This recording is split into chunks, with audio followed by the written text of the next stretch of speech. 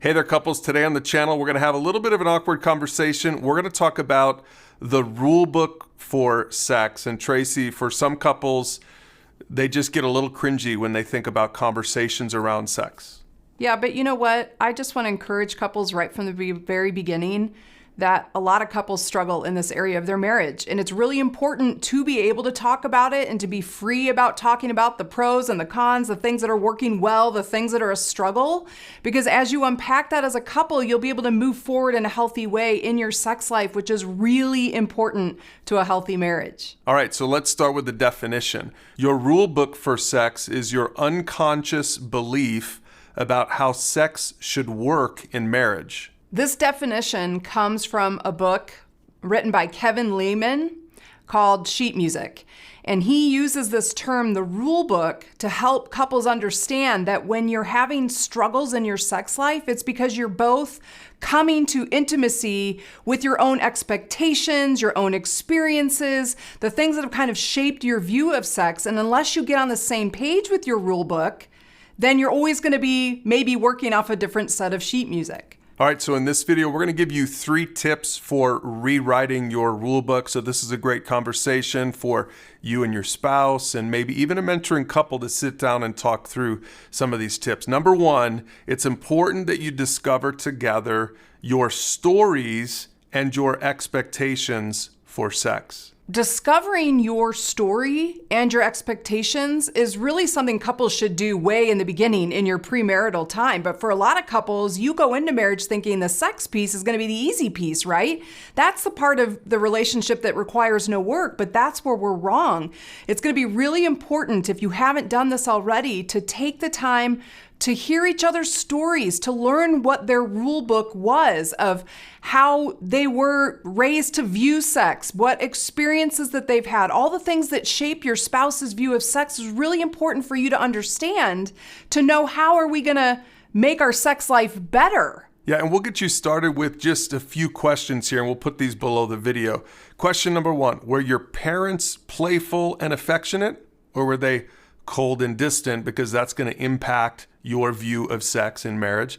Question number 2, do you have a sex history that has brought shame or pain into your life, whether abuse or just other experiences with sex before you got married? And then number 3, how healthy is your personal body image? Yeah, these are just some really easy questions, but in the book, what he talks about is just this idea of how the simple things like even your birth order, your parents, how they viewed sex, how they talked about it at home, that all formed your view of sex. Then, of course, the biggie is what your past experiences might have been. For some of you, you have abuse in your past. Of course, that's going to have an impact on your view of sex and your ability or desire to be intimate in marriage. So this idea of discovering each other's stories, understanding the things that have shaped your view, the rule book you come into marriage with, is really important to discover together as a couple. So that's the first tip, is to discover those stories together. That might take some time, and it's going to take some courage for some of you couples out there. And once you've done that, then it's important to work together to meet each other's needs in this particular area. I love what Scripture says in 1 Corinthians 7. It says, the husband should fulfill his wife's sexual needs, and the wife should fulfill her husband's needs.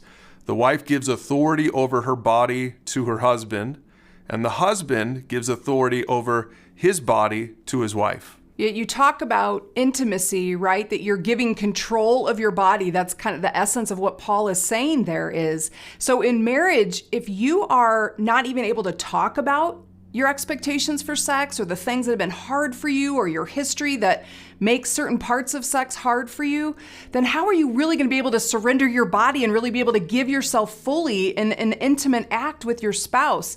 So this idea of just understanding one another and then looking for ways to serve and to meet each other's needs, to hear each other's expectations, and to do whatever you need to do to make your spouse comfortable with sex, that's really important. And then our last tip for today might come as a little bit of a surprise, because you need to make adjustments outside of the bedroom to improve your sex life. So Tracy, what do we mean by that? Someone once said, your sex life begins in the kitchen.